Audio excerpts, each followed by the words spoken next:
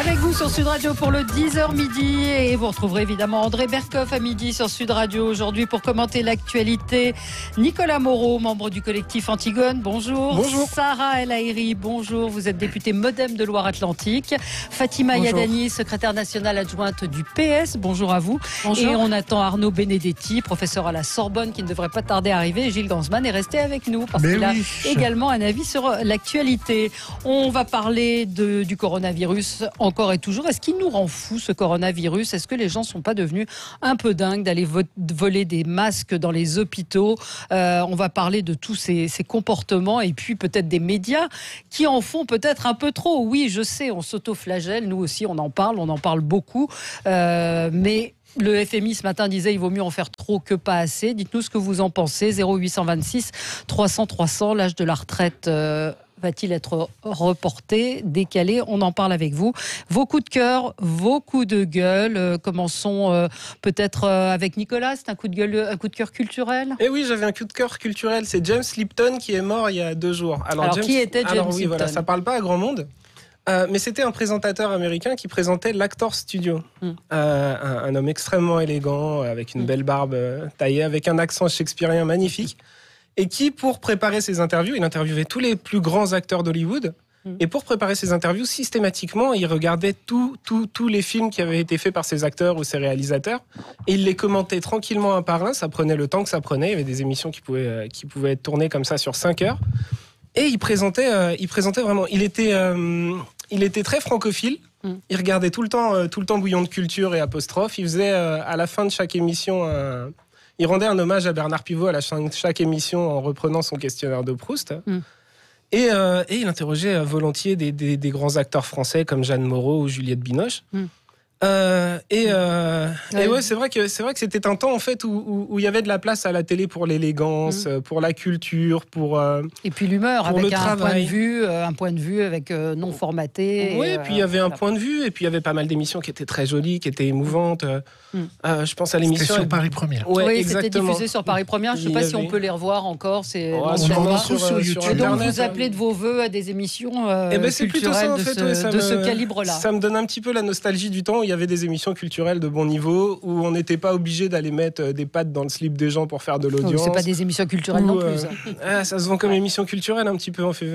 Mais à l'époque, il y avait des téléspectateurs devant. Aujourd'hui, les téléspectateurs ne vont pas vers les émissions culturelles ou ils les comprennent pas forcément parce qu'en amont, il n'y a peut-être pas eu la bonne éducation pour les éduquer au théâtre et à la lecture. Moi, je pense pas. Je pense que les émissions culturelles sont beaucoup trop élitistes aujourd'hui et beaucoup trop dans l'entre-soi et pas assez populaires. Voilà, la culture devrait être. Il y avait de ça et c'est vrai que Lipton avait un côté assez accessible. Sarah, c'est également un coup de cœur. Oui, c'est aussi un coup de cœur, mais c'est culturel. plutôt une envie. Ouais. J'ai envie de prendre le temps d'aller regarder De Gaulle, Ouais. parce que je Qui sort avec Lambert Wilson, exactement, qui est sorti hier. qui est sorti hier, et en fait pour plusieurs raisons. Un, parce que en lisant un peu les critiques, on se dit ça peut être un bon film. Deux, on est quand même sur une année de commémoration quelque part. Ce géant de notre histoire, le général, mine de rien, on passe en fait notre temps, même si ça va faire 50 ans qu'il est mort, on passe notre temps à le citer, d'une manière ou d'une autre. Et encore cette semaine à l'Assemblée, avec la constitution de la 5e, avec le 49.3, avec géant par sa taille et par ce qu'il a marqué. Et finalement, j'ai envie de découvrir un visage peut-être, en tout cas les critiques disent que c'est un visage plus intimiste, la relation qu'il a avec sa fille, plus proche. Alors moi ça me tente, j'ai envie de cette bulle. J'ai envie d'aller le voir. En tout cas, ma curiosité est suffisamment aiguisée pour dire que c'est un coup de cœur. Vous ne j'espère que ce sera boycotterez pas à cause des d'amour. propos de Lambert Wilson, à propos des Césars ? Non, je ne boycotterai pas. Je pense que il y a un moment pour tout. Il faut que la parole soit libre, ouverte, et il y a un temps pour tout. Sauf que cette œuvre, en tout cas on verra après si c'est une œuvre ou pas, moi j'ai envie d'aller la voir, ma curiosité est suffisamment titillée, alors je vais y aller. Est-ce que Fatima Yadani, vous avez envie d'aller voir le De Gaulle ou pas ? J'avais un coup de cœur et j'étais en train de réfléchir suite à ce que Sarah vous disait. à ce que Madame disait. Moi, je ne dissocie pas souvent l'artiste de l'œuvre, et donc j'ai encore quelques réticences à aller voir ce film. À cause de Lambert Wilson ou... Pas tout à fait. Non, pas De Gaulle. Non, tout le monde connaît l'œuvre du général de Gaulle. Non, je veux d'abord m'en faire une idée, puis après je verrai. Vous verrez. Gilles, on va rester, on finira avec vous. Fatima Yadeni.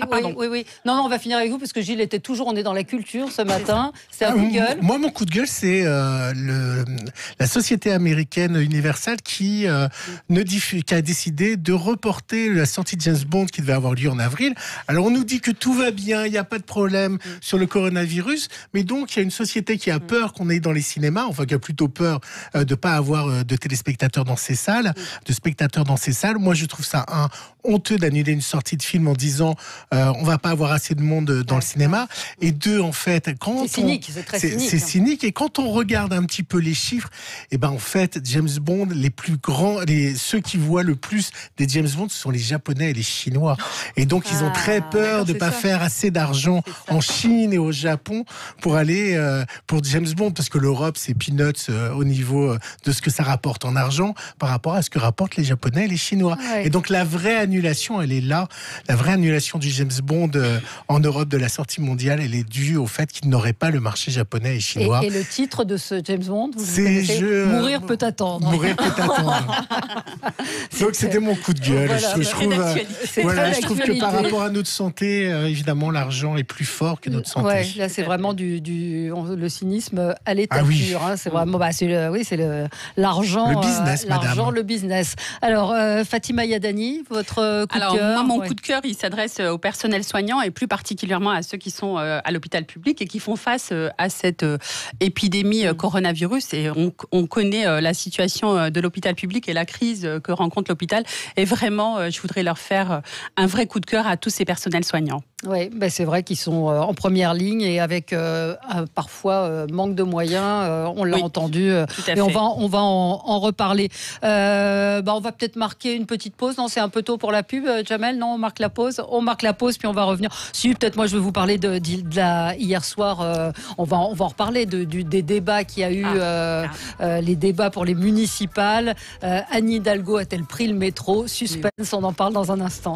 Avec vous sur Sud Radio jusqu'à midi, on va évidemment parler du coronavirus. Est-ce qu'on en fait trop? Est-ce qu'il rend les gens fous? Est-ce que nous rendons, nous, médias, les gens fous? On va parler de l'âge de la retraite. Faudra-t-il repousser ce départ à la retraite? Et puis quelques mots quand même sur... on en a parlé dans la première heure. Je vais vous repasser un extrait de ce qui s'est passé hier. Il y avait le débat sur LCI des candidats parisiens. Alors, je sais que vous êtes nombreux à ne pas être à Paris, mais j'ai vu qu'il y avait quand même pas mal d'auditeurs ce matin, même de province, qui avaient regardé ce débat qui présentait les candidats à la mairie de Paris. Et David Pujadas leur a posé cette question: comment êtes-vous venu au studio? Écoutez. Comment êtes-vous venu, Anne Hidalgo? Même question. Votre moyen de locomotion au jour le jour? Je suis venue en métro, voilà. En métro ce soir? La ligne 1, puis la ligne 9, et je suis... ou la ligne 3, je ne me souviens plus. Mais vous êtes usagère régulière? Voilà, régulière, et je suis descendue ici, tout près, et je suis venue en métro. Alors, tout près, je l'ai dit tout à l'heure, tout près, je ne sais pas si vous êtes allé à TF1, c'est pas tout près. Le métro, il est porte de Saint-Cloud, TF1 est sur les quais. Donc c'est... voilà. Et puis hier soir, elle a posté, Anne Hidalgo, une photo d'elle dans le métro. Bon, c'était anecdotique, mais un petit mot sur le débat, vous l'avez regardé, Fatima Yadeni? Oui, je crois qu'on s'attache à une question qui me semble pas très essentielle. Je crois que l'essentiel du débat et ce qu'a dit Anne Hidalgo, c'est plutôt tout ce qui est tout le programme. Et je pense que il faut plus s'intéresser au fond que des questions complètement anecdotiques. Vous en avez retiré quelque chose de ce débat? Parce que moi, j'ai trouvé qu'il y avait des punchlines, comme on dit. J'aime Paris, j'habite Paris. Mais j'ai pas trouvé qu'il y avait de projet très excitant. Non, j'en ai force pas. Tranquille, d'Agnès Buzyn a crevé l'écran. Oui. Chacun son candidat aussi, hein, aussi. Après, chacun avait un regard plus ou moins attendri par un candidat ou une candidate. Exactement. Je pense que, en fait, c'était un exercice pour l'ensemble des candidats. Ce qu'il faut aller rechercher, c'est les programmes des uns et des autres. Et je crois que sur ce sujet-là, moi, je ne peux que soutenir l'action d'Anne Hidalgo et le programme, puisqu'il ne s'agit pas d'avoir une étiquette pour dire qu'on est un candidat vert. Je crois qu'elle a fait la preuve vous n'allez pas nous faire la campagne, là. Non, mais je ne vais pas faire la campagne. Non, mais je crois quand même hier. Si on peut glisser un petit truc au passage. message. Non, parce que c'est vrai qu'elle a été obligée de se défendre. Ah non, alors moi, j'utilise le métro et le bus et je connais toutes les lignes de Paris. Mais vous habitez dans Paris, Paris Intramuros, non? Mais vous circulez pas. Au-delà de ça, on avait Diane de Perpignan ce matin en ligne qui disait qu'elle avait regardé France 3 Région et qu'elle avait un peu le même sentiment, c'est-à-dire qu'aujourd'hui, il y a une sorte de malaise, je ne sais pas comment vous le ressentez, aujourd'hui à dire qu'on a une étiquette, on se détache des étiquettes, donc ces campagnes, ces municipales vont être très, très étranges par rapport à ce qui a pu se passer il y a 5 ans. En fait, c'est étrange, mais en même temps, ça répond à une vraie aspiration. Aujourd'hui, en tout cas chez moi, à Nantes, les gens, ils viennent pas vers une paroisse, une étiquette, un clan, mais plutôt vers une équipe. Et en fonction de comment on compose l'équipe, de fait, l'étiquette, elle devient mineure. Non pas qu'elle ne compte pas, il faut l'assumer, je pense. Il faut dire quand il y a des gens qui sont étiquetés, parce que ça fait partie, les partis font partie de ce qui organise la démocratie. Mais dans le fond, on n'est pas qu'une étiquette. On est aussi quelqu'un qui s'engage dans sa vie personnelle, dans une asso. On est aussi un parent ou pas, on est le frangin de quelqu'un. Enfin, on est d'abord tout ça à la fois. Ça veut dire quelque chose. Ça veut dire Macron, quand on est derrière un homme politique et une marque entre guillemets, vous assumez également la couleur de cette marque, même si vous êtes quelqu'un. Donc, moi, je suis désolé, j'ai envie de savoir qui derrière est mon maire, de savoir s'il roule pour En Marche, s'il roule pour le Front National ou s'il roule pour un organe politique. C'est important. Le fait de savoir ce que disait l'auditrice, disait divers droite, divers gauche, et elle s'y retrouvait pas trop de savoir qui était cette personne. Oui, mais ça veut pas dire. Moi, j'entends ce que vous dites, et c'est pour ça que je dis quand il y a des candidats sur la liste qui sont étiquetés, qui ont une carte dans un parti, il faut l'assumer, il faut le dire. Après, est-ce que parce que vous avez des gens qui viennent de deux partis différents, est-ce que la liste penche plus dans un sens ou dans l'autre? Je suis désolée. Moi, je vais prendre ce que je connais le plus. Quand le MoDem est avec l'AREM sur certains territoires, c'est parce que on a ensemble le même projet. Il y a des endroits où on n'est pas ensemble. Bon, parce qu'on porte pas les mêmes projets. Et c'est pas très grave dans le fond.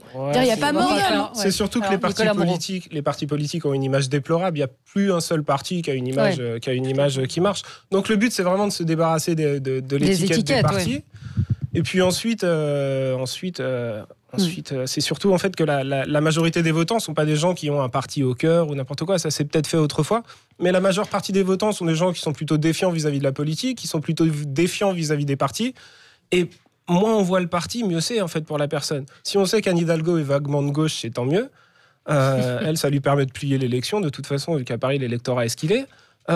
Si on sait que Rachida Dati est vaguement de droite, c'est tant mieux.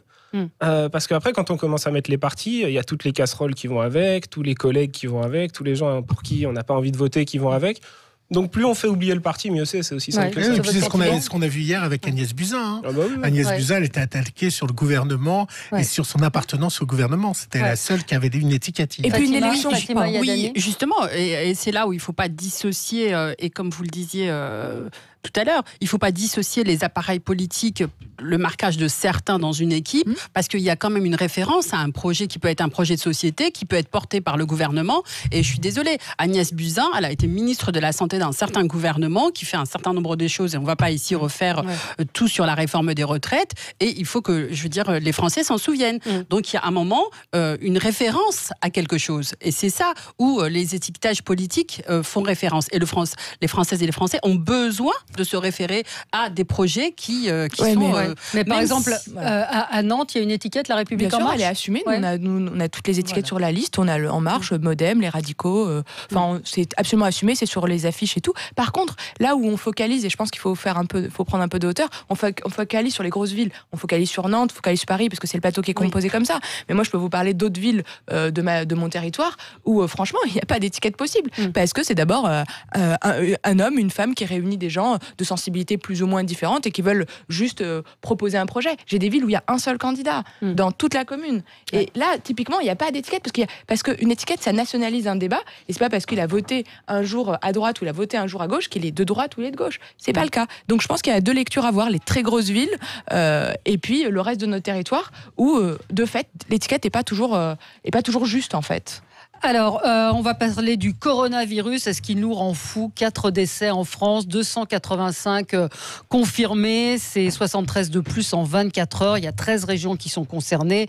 On s'attend à passer en stade 3 d'ici peu de temps. C'est vrai que la question qui se pose aujourd'hui, c'est est-ce qu'on en a trop fait? Est-ce que les gens sont devenus un peu dingues avec ce coronavirus? De la faute peut-être de la communication des médias. Maintenant, on n'en aurait pas parlé. On nous aurait peut-être reproché de ne pas en avoir suffisamment parlé. Fatima Yadani, vous êtes également docteur en virologie. Quel regard vous portez sur la communication qui a été faite? Et est-ce qu'on a eu raison d'en faire autant? Alors la communication, je suis pas sûre qu'il y en a trop de faits. Pourquoi? Parce que on ne sait pas. Pour l'instant, on ne peut pas savoir. Je crois que ce qui est essentiel, c'est que la communication, elle se porte, et notamment ces derniers jours, sur des mesures pour éviter la propagation du virus. Éviter la propagation, c'est justement éviter qu'un certain nombre de nos concitoyens soient contaminés par le virus, même si on sait, et vous venez de l'évoquer, qu'on va arriver en stade 3 dans peut-être peu de temps, puisqu'on ne peut pas éradiquer le virus sur le territoire. Pourquoi? Parce que d'abord, ça permettra à l'épidémie de grippe actuelle de se décaler et de diminuer d'une part, et d'autre part de trouver des médicaments pour soigner ce coronavirus. Je crois que l'essentiel, c'est qu'il faut qu'on soit responsables les uns et les autres, et notamment sur les mesures à utiliser. Après, je pense qu'il ne faut pas arrêter de vivre et il ne faut pas en faire de trop. Pour moi, l'essentiel, c'est un peu des injonctions contradictoires. Arnaud Benedetti nous a rejoint, professeur en communication politique. Quel regard vous portez, vous, sur la manière dont on a communiqué sur ce virus? Parce que c'est facile aujourd'hui, entre guillemets, à l'heure où on parle, de dire finalement c'est pas plus grave qu'une grosse grippe, sauf que il fallait quand même mettre en garde les populations puisque c'est un virus extrêmement contagieux. D'abord, les crises sanitaires, c'est des crises qui sont toujours très compliquées pour les politiques. Souvenez-vous, 2003, la crise de la canicule, ça constitue véritablement l'exemple de tout ce qu'il ne faut pas faire. Et c'était une époque où les réseaux sociaux n'existaient pas, où les chaînes info permanentes étaient beaucoup moins présentes qu'elles ne le sont aujourd'hui. Et puis vous avez eu un deuxième épisode en termes de crise sanitaire, c'est la crise H1N1 en 2009, où vous avez eu par contre là des pouvoirs publics qui se sont mobilisés très rapidement, ce qui n'a pas d'ailleurs été sans parfois polémique également, mais en l'occurrence où les acteurs de 2009 avaient la mémoire de 2003 et avaient manifestement voulu éviter que l'on puisse leur faire le procès de défaut de réactivité. Là, en l'occurrence, si vous voulez, le souci, c'est que d'abord, il y a un problème, c'est la question de la science et de la communication. Les scientifiques travaillent actuellement sur la caractérisation du virus. Ils essayent de comprendre quel est ce virus. Bon, il apparente à d'autres formes de virus, mais le souci auquel on est confronté, c'est que c'est un virus pour lequel on n'a pas de traitement. Vous avez des chercheurs qui travaillent aujourd'hui, qui travaillent sur des solutions éventuellement vaccinales, sauf qu'on sait que le développement d'un vaccin, ça prend du temps. D'autres chercheurs, je crois à l'INSERM ou au CNRS, travaillent sur des stratégies médicamenteuses, éventuellement également. Donc c'est compliqué. Et pour le politique, c'est très difficile, puisque quand le scientifique est lui-même incertain, il fournit des éléments qui sont finalement pas très propices à pouvoir avoir une communication qui est une communication très, très solide, en l'occurrence. Par contre, là où on peut se poser des questions, c'est que dès le début, si vous voulez, et quand on se souvient des premières déclarations qui ont été faites notamment par la ministre de la Santé à l'époque, c'est-à-dire Madame Buzyn. Madame Buzyn nous avait dit, finalement, le coronavirus, c'est un virus qui, d'abord, n'est pas dangereux, ce que semblent quand même dire la plupart des scientifiques. En tout cas, il semble-t-il moins dangereux qu'une grippe, mais que finalement, il est contenu à la Chine. Ça, c'est une difficulté, parce que vous savez très bien que le principe même d'un virus, c'est de pouvoir se balader. Donc, au début, la communication, en tout cas, du ministre de la Santé, je ne parle pas d'Olivier Véran, mais de Madame Buzyn, était une communication qui se voulait vraisemblablement trop rassurante, et aujourd'hui on voit bien qu'on est dans une communication des pouvoirs publics, qui est une communication qui cherche absolument à mettre, je vais dire, de son côté toutes les mesures de préservation et de protection. Est-ce qu'on en fait trop? Je ne sais pas. En tout cas, ce qui est vrai, c'est que quand même, globalement, quand on regarde un peu de haut, collectivement, on a l'impression parfois qu'il y a une petite perte de sang-froid, mais c'est quand même... Et ceux qui vont véritablement en pâtir très rapidement, ce sont les opérateurs économiques, et ça, on le sent déjà. Oui, bien sûr. Alors, c'est exactement ça, oui, en fait. C'est pas une bonne communication ni politique ni médiatique si ça répand la panique. Et on est en pleine panique. Enfin, au lieu de faire une longue démonstration, prenons l'exemple, par exemple, du gel hydroalcoolique. Il n'y en a pas, il y a une pénurie. Bon, 10 reportages dans les médias pour nous dire qu'il y a une pénurie de gel hydroalcoolique. 10 autres reportages pour nous expliquer qu'ils s'en vendent sous le manteau à 8 €. Et encore 10 autres après pour nous expliquer que si à la maison, dans vos fonds de tiroir, vous avez du triglycéride de méthanol et et je sais pas quel truc chimique que personne n'a chez lui, vous pouvez le fabriquer chez lui. Ouais. Est-ce qu'il n'y a pas un cocu qui peut se pointer à la télé en disant qu'il n'y a pas de pénurie de savon, il n'y a pas de pénurie de bouteilles d'eau. Et si vous voulez, vous vous rincez les mains avec de l'eau, vous vous lavez les mains avec du savon et vous vous rincez avec de l'eau. Ça mange pas de pain, tout le monde peut se balader avec une bouteille d'eau dans son sac et un peu de savon et se laver les mains. Et ça lave mieux que le gel hydroalcoolique. Tout à fait. Ouais. Donc au bout d'un moment, peut-être qu'il y a quelqu'un qui peut venir sans paniquer, réfléchir un petit peu, dire voilà des solutions s'il n'y a pas de gel hydroalcoolique. Ouais. Non, tout le monde panique, on fait des reportages pour faire peur aux gens. On ne parle que de ça partout. Les collègues qui se tapent les pieds pour pas se saluer, les autres qui se serrent pas la main. Dans les repas de famille, tout le monde ne parle que de ça. C'est une catastrophe. Il y a 200 cas, vous avez une chance sur 100 000 de le choper. Oui, Fatima, Sarah El Haïry, oui, vous avez levé la main. Moi, je pensais simplement que, en fait, il y a panique, mais en même temps, il faut communiquer. On voit une communication aujourd'hui du gouvernement qui est très organisée. Enfin, tous les jours, il y a un point. Peut-être ce qui fait peur un peu, et je le vois même autour de moi, ce qui fait peur, c'est le décompte. En fait, sur les chaînes d'infos, c'est la fameuse bande Breaking News, attention, un nouveau cas ici, un nouveau cas. Ça fait peur, c'est vrai, parce qu'on s'inquiète, parce que du coup, on est toujours à regarder sur le téléphone. Pas du tout. Parce que les médias sont aussi... Non, pas du tout. Parce que les médias sont aussi un moyen de diffuser les bonnes pratiques. Et on se rend compte qu'aujourd'hui, au stade où on est, c'est-à-dire au stade 2, se laver les mains, comme vous disiez, c'est quelque chose d'important. Rassurer mine de rien le corps soignant quand on entend on réquisitionne les masques, c'est un sujet. C'est une catastrophe. Non, aujourd'hui c'est créer une pénurie, la réquisition. Aujourd'hui pour protéger les aides, aujourd'hui le personnel hospitalier, il faut. Et en fait, je pense que il ne faut pas garder sous le chapeau des infos, il faut être plutôt transparent, avoir le bon ton, mais permettre quand même cette fluidité de l'info. Oui. Quand on parle de gel hydroalcoolique... Ça, ce sont des paroles. Le problème, c'est l'émetteur. Le problème, c'est l'émetteur. C'est que je ne suis pas sûr que le politique soit toujours le mieux placé pour communiquer sur ce genre de choses. Oui. C'est vous savez, au ministère de la Santé, il y a quand même la Direction Générale de la Santé. C'est des gens qui ont l'habitude de ce type de process. Ce sont des médecins, ce sont des scientifiques. Moi, j'ai tendance, en tout cas en tant que citoyen, à faire plus confiance aux médecins et aux scientifiques pour s'exprimer qu'aux politiques. Et la difficulté, c'est que le politique, dès qu'il s'exprime, d'abord parce que la parole du politique est aujourd'hui éminemment suspecte, je veux dire, il est vraisemblablement créateur de plus d'incompréhension, voire de polémiques potentielles que l'expert, surtout lorsqu'il est médecin ou scientifique, qui est quand même crédité. Allez, on va continuer. On marque tous les experts. Macron, cet après-midi, reçoit les scientifiques et les chercheurs. On se retrouve dans un instant, on continue ce débat tout de suite. Avec vous jusqu'à midi, le coronavirus rend-il fou ?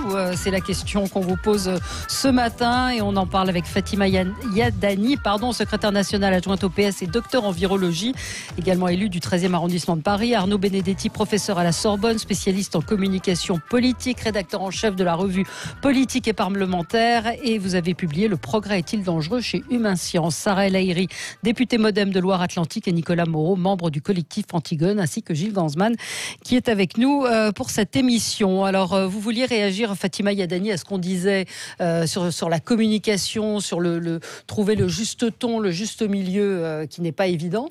Oui, en fait, tout à l'heure, vous le soulignez, on est sur une ligne de crête. La ligne de crête, elle est entre ce que les connaissances scientifiques actuelles permettent de délivrer comme information et le relais par les politiques.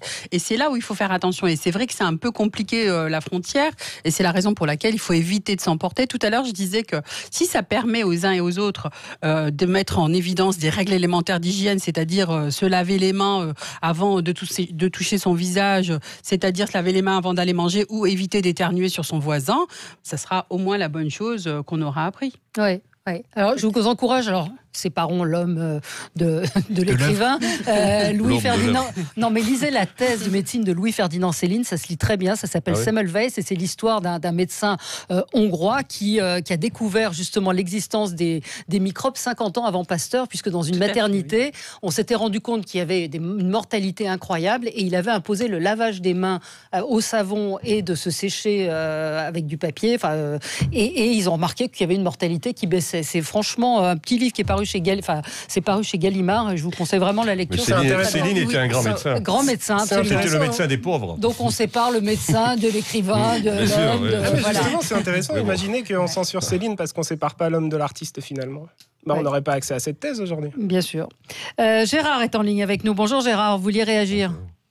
Moi, je voulais réagir par rapport au coronavirus parce que je trouve qu'il y a deux paradoxes. Le premier, c'est que dans les grippes que l'on connaît, il y a un vaccin. Tout le monde le méprise. L'autre paradoxe, c'est que on a une espèce de mépris, comme ça, on dit pour les gens qui sont très optimistes, oui, mais on ne meurt pas beaucoup. Désolé. Pour les personnes âgées, c'est pratiquement 18% de décès. Donc, il y a deux paradoxes là, et qui devraient nous amener à comparer les choses comparables. Oui. Non, vous avez raison, mais c'est un petit peu difficile à comparer parce que justement, dans la grippe, les populations à risque se vaccinent quand même beaucoup plus. Et là, ils n'ont pas accès au vaccin. Donc, c'est un petit peu difficile quand même de leur dire... si on affine un petit peu les injonctions contradictoires, c'est un petit peu difficile de dire que les personnes âgées paniquent du coronavirus alors qu'elles n'ont pas de défense actuellement contre le coronavirus et qu'elles ont tendance à se vacciner contre la grippe, justement. Oui, effectivement. C'est vrai qu'effectivement, les décès qu'il y a eu, en tout cas chez nous, c'est quand même plus de 80% de mémoire, sont des personnes de plus de 60 ans et qui avaient déjà d'autres pathologies. Et en fait, c'est un aggravateur de pathologies, mais qui sont existantes. Après, de fait, quand on n'a pas un médicament, quand on n'a pas une solution, on s'inquiète. Quand en plus ça accélère des pathologies et ça accélère en tout cas un décès, ça inquiète, c'est légitime. Maintenant, sans rentrer dans une peur généralisée, je pense que faut appliquer étape par étape. Aujourd'hui, c'est de la prévention maximum. On est dans des comportements de prévention, sans pour autant. Là où on peut se poser des questions, c'est éventuellement sur la façon dont l'OMS, a géré la crise.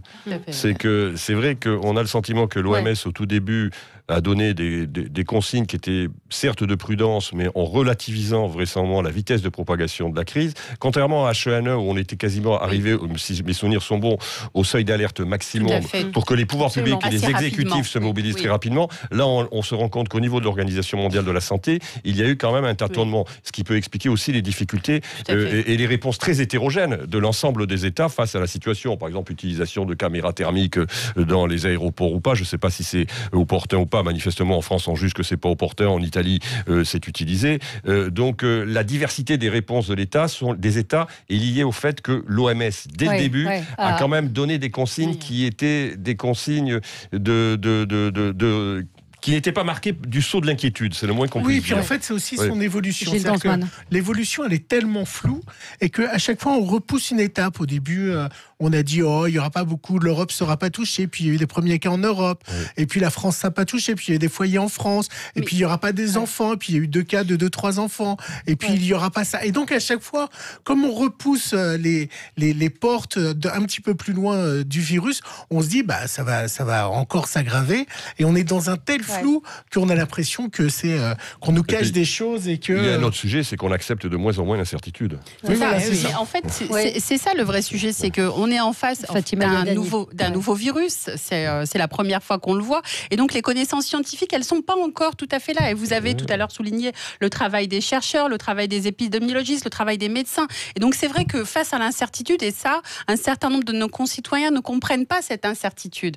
Donc, je pense que c'est là où il faut relativiser les choses. C'est un nouveau virus. Il faut le temps aux uns et aux autres de travailler pour améliorer nos connaissances sur le sujet et ensuite de faire un retour d'expérience sur la gestion de la crise. Oui, donc il faut attendre, et ce qu'on dit à l'instant T ne sera pas vrai. Le stade 3, on va y passer forcément, à votre avis ? Moi, je pense que c'est indéniable qu'on va y passer. Le virus, il ne va pas arrêter de se propager aujourd'hui parce qu'il il sera sorti des frontières de l'Oise ou qu'il sera cantonné dans les frontières du Morbihan ou de l'Oise. Je pense que c'est indéniable. Après, ce qu'il faut, c'est essayer le plus possible de décaler dans le temps ce stade 3, c'est-à-dire d'éviter une propagation massive du virus. Et c'est la raison pour laquelle les moyens de prévention, la communication qui est faite actuellement, va servir à ça. Oui, Gilles, vous disiez une chose intéressante sur les médias à qui on reproche d'en faire trop. Mais s'ils en faisaient pas trop, ce serait les réseaux sociaux. Les réseaux sociaux, on a vu des choses épouvantables, on a vu des rumeurs épouvantables, on a vu des produits justement hydroalcooliques où on a retrouvé, où en 2015 il y avait écrit contre le coronavirus. On sait que c'est des images fabriquées. On a trouvé des paires de gants qui étaient en vente où il y avait écrit fabriqué à Wuhan. Et donc c'est Wuhan qui aurait fabriqué le coronavirus pour vendre des gants. Des tests complotistes. Et donc, surtout qu'il y a un laboratoire P4 en plus à Wuhan qui fait que il y a tous les fantasmes qui peuvent. Ça, on a un autre problème dans les théories du complot, c'est qu'à partir du moment où les médias essayent de les démentir, la théorie du complot gagne en vigueur. Et donc, se diffuse à une vitesse. Donc autant que les médias prennent la parole, mais vous savez, c'est comme l'Australie, elle a brûlé un certain temps, puis on est passé à autre chose. Les médias passeront très vite à autre chose. Une info chasse l'autre. On va marquer une petite pause et on se retrouve. On va parler de l'âge de la retraite après la défection de la CGT et de FO. J'ai rien à faire dans ce débat. La conférence de financement continue de chercher des mesures pour rééquilibrer ce régime des retraites, mais à moins de 2 mois de l'issue, ça semble très compliqué et c'est vrai qu'il va falloir une mesure pour l'âge du départ à la retraite. À tout de suite. Avec vous sur Sud Radio jusqu'à midi, vous retrouverez ensuite André Berkoff. Alors, est-ce qu'il va falloir repousser l'âge du départ à la retraite? C'est vrai que... J'aime beaucoup le lien avec André. Vous êtes méchant. André, il est en pleine forme et il est très loin de l'âge de la retraite. Il a encore beaucoup d'années de travail devant lui et on s'en réjouit. Donc, on est à 2 mois de l'issue et c'est vrai qu'il paraît impossible aujourd'hui de faire l'économie d'une mesure d'âge. C'est en tout cas ce qu'indique une note de l'Institut Montaigne. Alors certes, c'est un think tank libéral, mais l'Institut Montaigne affirme qu'il va manquer 12 milliards d'euros dans les caisses du régime en 2027.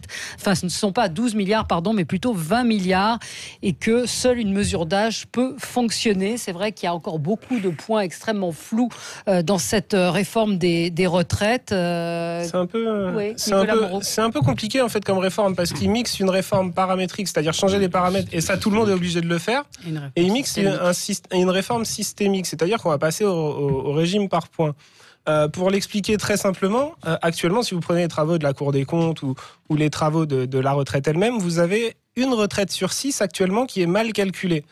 Ça veut dire que des gens, en ce moment, touchent moins ou plus que ce qu'ils devraient toucher. Il y a des injustices. Et pourquoi ? Parce que c'est très compliqué. C'est tout simple. Il y a des spécialistes de la retraite dont c'est le métier de la calculer qui n'arrivent pas à la calculer tellement il y a de lois, de règles, de règlements. C'est compliqué. Donc le but, c'est de la simplifier. Et ce serait très bien.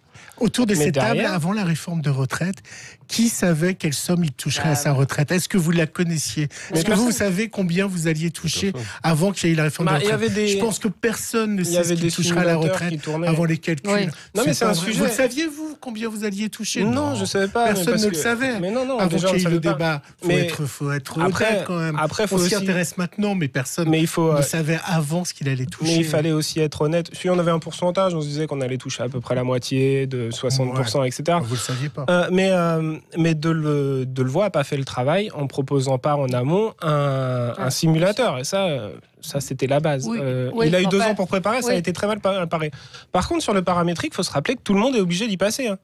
Balladur y était passé, avant lui, Sarkozy était Fillon passé, Ayrault y était passé, et ils avaient pris les seules mesures qu'on peut prendre en changeant les paramètres, c'est-à-dire soit on augmente les cotisations, soit on augmente la durée de cotisation. Et je vous explique pas pourquoi, parce que c'est technique, mais le coût de l'âge pivot, ça fait la même chose que d'une augmentation de la durée de cotisation. Donc ça fait partir plus tard, parce que sinon vous avez le droit de partir à l'âge légal de 62 ans, mais vous touchez moins. Donc vous partez pas, de toute façon, vous n'avez pas de quoi vivre. Et sinon, il y a l'âge légal où vous pouvez dire, finalement, on part plus tard. C'est un peu plus strict, et ça, c'est ce que Fillon avait fait. Mais dans tous les cas, soit les pensions baissent, soit vous partez plus tard pour maintenir les pensions. Et ça, c'est pas à cause du gouvernement, c'est pas à cause... C'est à cause de la situation économique. Il y a trop de charges, donc il y a du chômage. Il y a trop de chômage, donc les cotisations rentrent pas. C'est un serpent qui se mord la queue, on peut pas s'en sortir.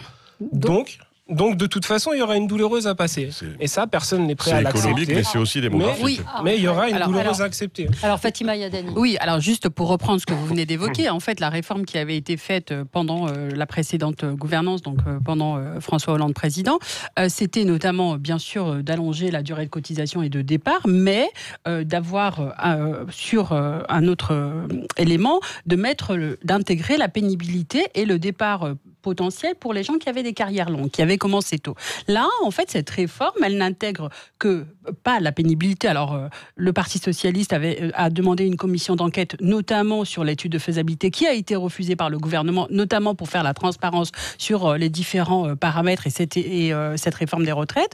Donc, c'est un peu compliqué de dire cette réforme, elle est juste, alors qu'on a enlevé un certain nombre de paramètres, notamment la pénibilité. Quand vous voyez qu'il y a des personnes qui travaillent la nuit et qu'on leur dit vous allez partir en même temps que les autres, il faut rappeler quand même que la différence d'espérance de vie entre un cadre et un ouvrier, c'est 6 ans. Et qu'entre les 5% les plus riches et les 5% les plus pauvres, c'est 13 ans.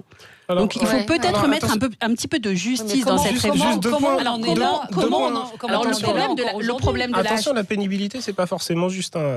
Moi, je trouve pas ça forcément très juste que des gens qui travaillent par exemple dans la communication, dans des bureaux, qui ont des taux de burn-out monstrueux, qui finissent souvent à 2-3 heures du matin.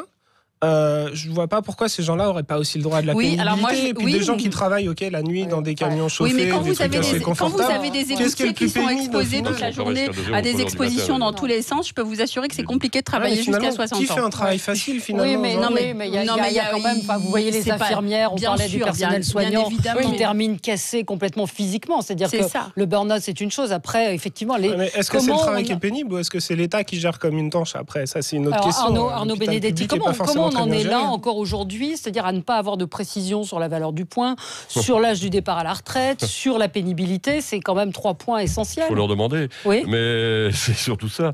Moi, ce qui me surprend, si vous voulez, et ce qui est paradoxal dans cette affaire, ce qui m'intéresse, c'est les logiques d'opinion. C'est que quand, au début du processus de la réforme, finalement, on avait une opinion publique qui était plutôt favorable à cette réforme. Et au fur et à mesure que le débat s'est installé dans le pays, l'opinion publique s'est retournée. Et aujourd'hui, il y a eu encore un sondage, je crois, hier, qui l'a démontré, est devenu majoritairement hostile à ce projet de réforme qui était plutôt initialement assez bien accueilli, en tout cas pour ce qui concerne la réforme par points. Moi, je pense que, si vous voulez, il y a 2 aspects. Premier aspect, c'est que la communication de l'exécutif sur ce sujet a été tellement chaotique qu'elle a introduit, disons, une anxiété dans l'opinion publique qui explique aujourd'hui la raison pour laquelle on est dans cette situation de blocage de la part de l'opinion. Et je rajouterai que l'utilisation du 49.3 qui a été quand même, c'est le moins qu'on puisse dire, disons, dégainée d'une manière un peu rapide, ne va pas conforter le sentiment de l'opinion publique que cette réforme est une réforme à ses yeux acceptable. D'ailleurs, je ne comprends pas pourquoi on a utilisé le 49.3. Objectivement, le 49.3, je veux dire, c'est pour contraindre une majorité, c'est pas pour contraindre une opposition. En l'occurrence, il y avait la majorité absolue. On pouvait laisser le débat aller jusqu'au bout. Et il y a d'ailleurs des députés de La République En Marche qui sont d'une certaine manière offusqués et qui ont, je pense, eu bien raison de le faire.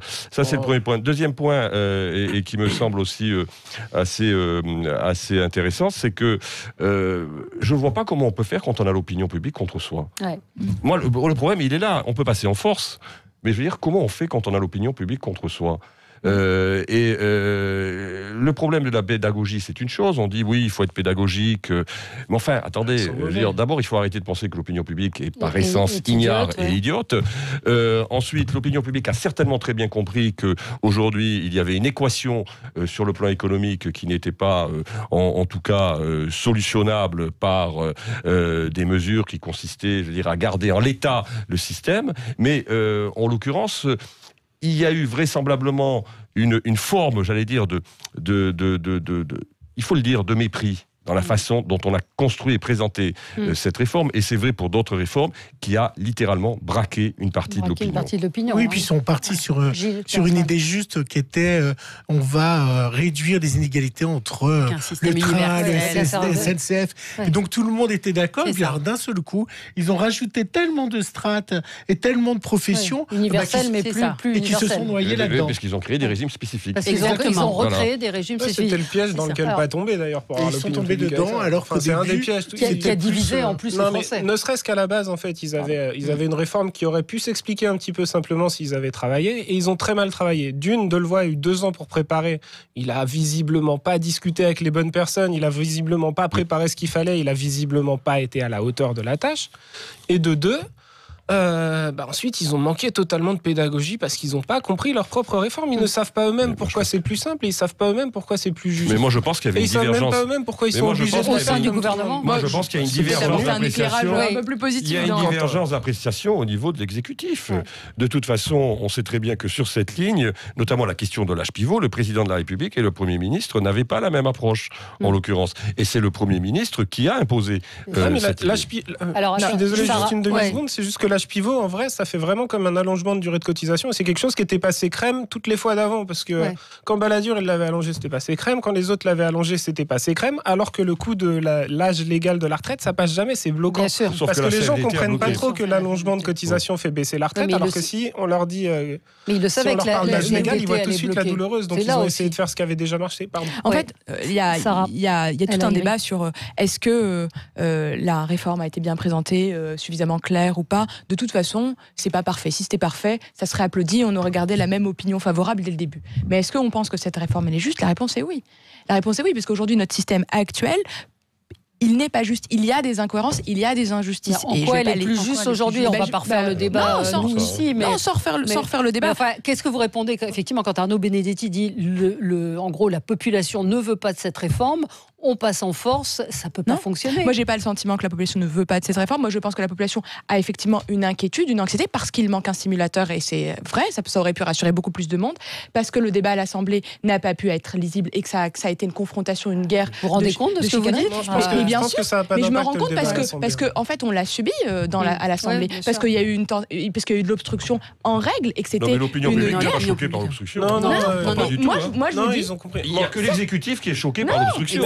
Exactement, oui. Mais c'est-à-dire une infime minorité. Non, après, ils n'ont pas su expliquer pourquoi c'était important de pas laisser 17 députés LFI bloquer totalement le pays. Parce que sinon, et ça, c'est grave. Demain, sinon, on fait une loi sur l'armement de la police.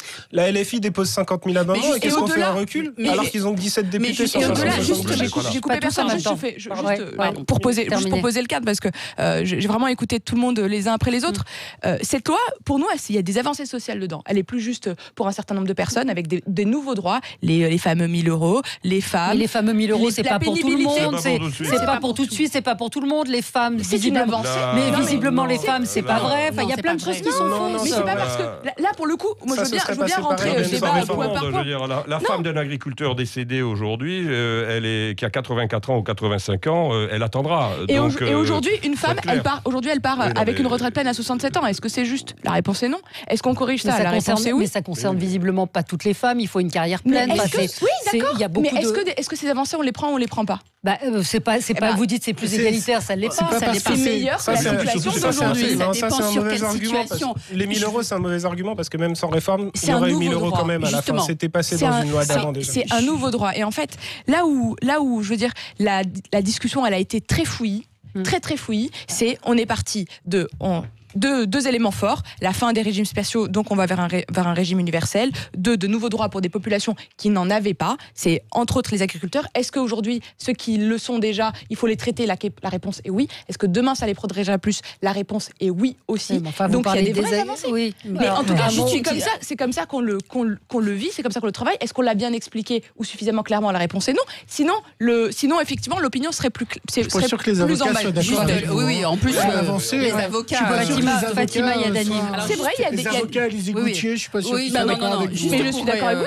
Il y a des manifestations, elles sont très claires. Les égoutiers, c'est un cas très particulier du régime, mais les avocats aussi, parce que c'est des caisses autonomes. En plus, les avocats, la caisse autonome, elle était bénéficiaire. Et il y a aussi une question de courbe démographique. Juste pour rappeler, en fait, vous faites mention. Ah oui, il faut le dire aussi. Vous faites mention de l'obstruction des parlementaires de la France Insoumise. Je vous rappelle quand même que vous auriez pu accepter la commission d'enquête, qui est un droit démocratique pour les députés socialistes qui l'ont demandé et qui aurait permis d'éclaircir un certain nombre d'éléments sur lesquels vous ne souhaitez pas répondre par les différents amendements, et ça aurait pu apporter des réponses aux Français, et je pense que ça aurait été aussi une façon d'éclaircir cette réforme des retraites. La France Insoumise, ils savent très bien qu'il faut une réforme, ils font de l'obstruction. Non, mais je parle pas de la France Insoumise, je parle de la commission d'enquête. Ils ont mis la chienlit à l'Assemblée. Oui, non, mais alors attendez, la chienlit à l'Assemblée, je vais vous sortir des débats, je vais vous parler de débats parlementaires. Souvenez-vous, la loi sur la concentration de la presse en 1983. Je vous l'accorde, c'est pas nouveau. François Mitterrand avait laissé 5 mois de débat à l'époque. Je veux dire, il avait une majorité, il avait laissé le débat parlementaire. C'est pas nouveau. Alors, on a un auditeur qui attend depuis c'est le cas nouveau aujourd'hui. Si le Parlement ne joue pas le rôle de décompression sociale, qui va le jouer? C'est pour ça qu'il y a un Parlement. Raphaël, bonjour. Bonjour. Pardon de vous avoir fait attendre. Non. Oui, qu'est-ce que vous vouliez nous dire sur cette réforme des retraites et sur l'âge de la retraite? Moi, l'âge de la retraite, je pense pas que c'est le plus intéressant. Vous aviez reçu un auditeur, enfin pas un auditeur, un invité il y a quelques temps, et il avait soumis l'hypothèse de juste rallonger la durée de travail par jour. Il parlait de 30 minutes par jour, et que ça aurait plus ou moins le même impact financier par rapport aux cotisations. Oui, c'était Jean-Christophe Lagarde. Et selon moi, enfin c'est mon point de vue, je préfère perdre 30 minutes par jour que plusieurs années de ma vie à 60 ans passés. Ça, oui, c'est. Alors, je sais pas, ça fait partie des. Oui, peut-être que vous pouvez répondre, Fatima Yadani. Alors, je veux juste répondre sur le point de l'allongement de la durée de travail. Je rappelle quand même qu'il y a un certain nombre de gouvernements qui ont succédé, notamment à Martine Aubry, ministre du Travail, et qui n'ont jamais modifié cette durée de travail. Donc, si c'était quelque chose vraiment qui était néfaste à l'ensemble des Français, ça aurait dû être modifié depuis longtemps. Ouais. Peut-être que la droite a simplement manqué de courage quand on l'a élu pour ça, sinon. Oui, c'est possible aussi. Parce qu'effectivement, la droite l'a pas fait et la réforme Touraine l'a fait de manière assez douce en disant de toute façon, à chaque trimestre, on rajoutera des trimestres. Et finalement, c'est un allongement de la durée de départ d'âge légal de la retraite, et c'était plus 62 ans. Et il faut dire, la réalité, c'est quoi? C'est qu'aujourd'hui, les Français, ils partent à 63 ans et demi. Ça, c'est dans les faits, c'est factuel. Aujourd'hui, l'âge pivot, c'est quoi? L'engagement du président de la République, ça a été de dire tout le monde pourra partir à 62, sauf qu'on ne peut plus financer en l'état les 62 ans. Donc ça veut dire que vous êtes obligé de travailler plus longtemps si vous voulez pouvoir survivre. Âge d'équilibre, si besoin, plan B. Parce que même si ça fonctionne pas très bien, la conférence de financement aujourd'hui, le plan A, il est quand même entre leurs mains. Et moi, ça me fait halluciner que personne n'imagine un mixte des trois piliers pour financer. Vous les avez cités tout à l'heure. Cotisation, baisse des pensions de retraite, ça c'était non.